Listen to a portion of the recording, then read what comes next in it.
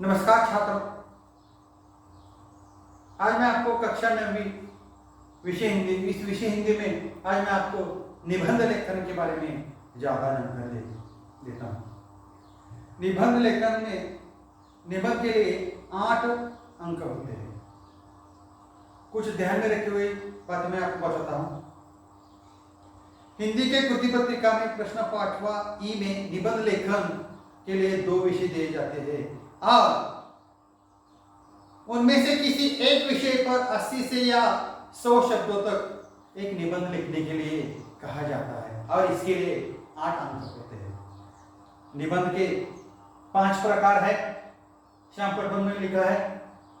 पहला प्रकार है वर्णनात्मक निबंध, दूसरा प्रकार है विवरणात्मक निबंध, तीसरा प्रकार है विचारात्मक निबंध, चौथा प्रकार है कल्पना प्रधान निबंध और 5वां प्रकार है आत्मकथनात्मक निबंध। कुल मिलाकर निबंध के 5 प्रकार होते हैं।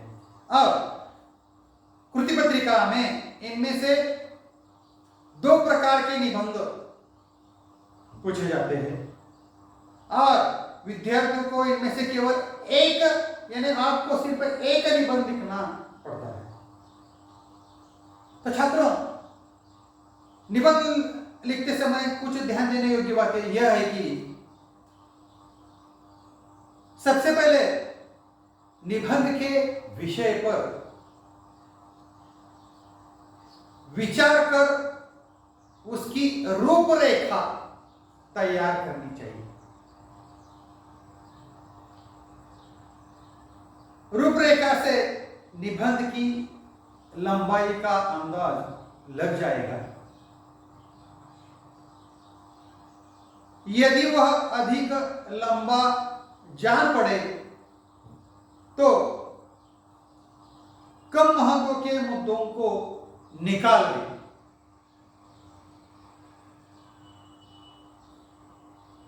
निबंध का प्रारंभ आकर्षक और स्वाभाविक होना चाहिए।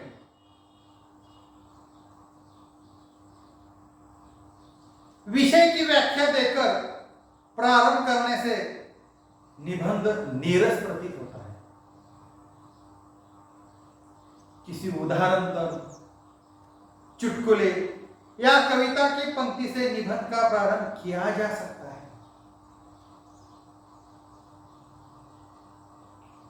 निबंध के मध्य भागों के मुद्दों को ऐसे ढंग से रखना चाहिए जिससे पूरे विषय का प्रतिपादन हो सके।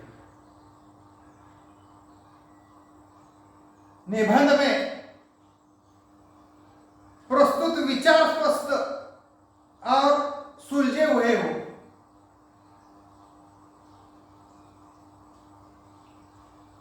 निबंध को विषयांतर या पुनरुक्ति दोष से बचाइए। महत्वपूर्ण बात है। निबंध का अंत आकर्षक, स्पष्ट और भावपूर्ण होना चाहिए।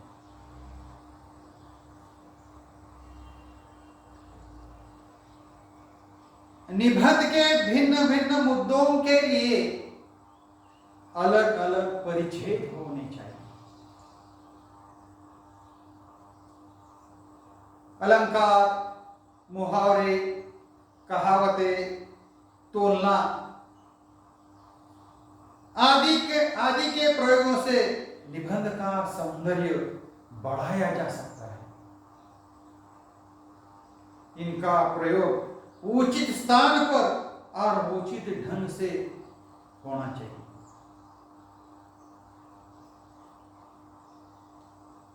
वाक्य छोटे, स्पष्ट और अर्थपूर्ण होने चाहिए।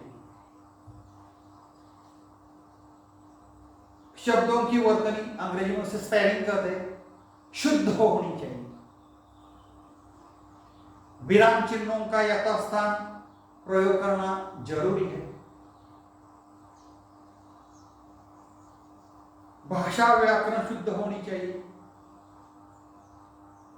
लेखन शैली विषय के अनुरूप सरल और प्रभावमयी होनी चाहिए। और कुछ बातें मैं आपको बताता हूं छात्रों, फिर एक बार दोहराता हूं।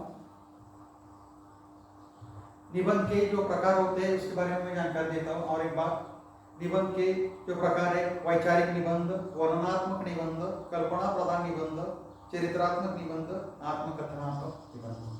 वैचारिक निबंध में उदाहरण के तौर पर मैं आपको बताता हूं। जैसे उदाहरण के तौर पर सेल्फी सही या गलत, अकाल एक भीषण समस्या, यह वैचारिक निबंध है।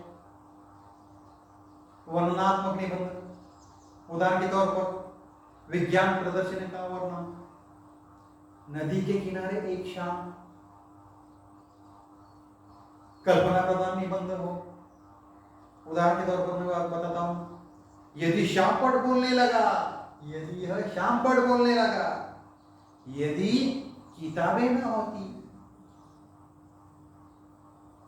चरित्रात्मक निबंध, मेरा प्रिय रचनाकार, मेरे आदर्श, ये क्या है? चरित्रात्मक निबंध। आत्मकथनात्मक निबंध, भूमिपुत्र की आत्मकथा, मैं हूं भाषा, ये क्या है? आत्मकथनात्मक निबंध। तो छात्रों, आज मैं आपको उदाहरण के तौर पर निबंध का एक नमूना के लिए मैं आपको एक बताता हूं। उस निबंध का नाम है मेरा गांव।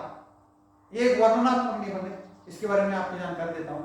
तो निबंध कैसे लिखना चाहिए? मेरा गांव, ध्यान दीजिए छात्रों।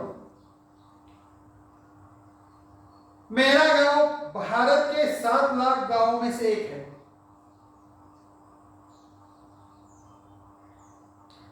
5000 की जनसंख्या वालों इस गांव में बच्चों की संख्या अधिक है। गांव के बीचों बीच ऊंची नीची और टेढ़ी मेढ़ी कच्ची सड़क बनी हुई है।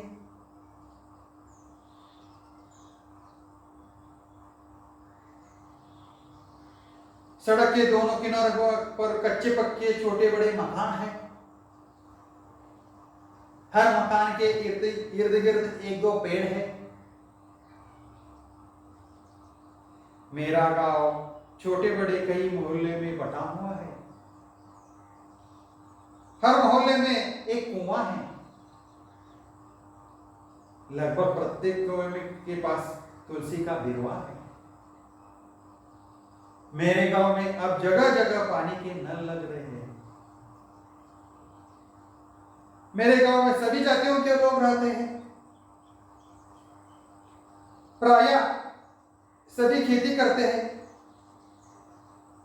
गांव के लोग हिल कर रहते हैं। पंचायत के चुनाव के समय उनमें बीच थोड़ा बहुत दुराव आ जाता है, परंतु वह शीघ्र ही दूर हो जाता है। अब मेरे गांव में शिक्षितों की संख्या बढ़ रही है। गांव में एक हाई स्कूल और एक कन्या पाठशाला भी है। गांव में सप्ताह में 2 दिन बाजार लगता है। इस बाजार में बहुत से लोग आते हैं। इससे वही काफी चहल पहल होती है। मेरे गांव के जो लोग देश के महानगरों और विदेशों में जाकर बसे हुए हैं, वे भी गांव के किसी न किसी लोग के संबंधित बनाए हुए हैं। गांव में एक दवाखाना, एक सरकारी दुकान और छोटे मोटे स्टोर भी खुले हुए गए हैं। अब मेरा गांव शहरबंदी की तैयारी करता हुआ सा दिखाई दे रहा है। इसी तरह से मैंने आपको मेरा गांव ये वर्णनात्मक निबंध के बारे में मैंने आपको जानकारी दी। और छात्रों, यहाँ मैं ठहरता हूँ। धन्यवाद।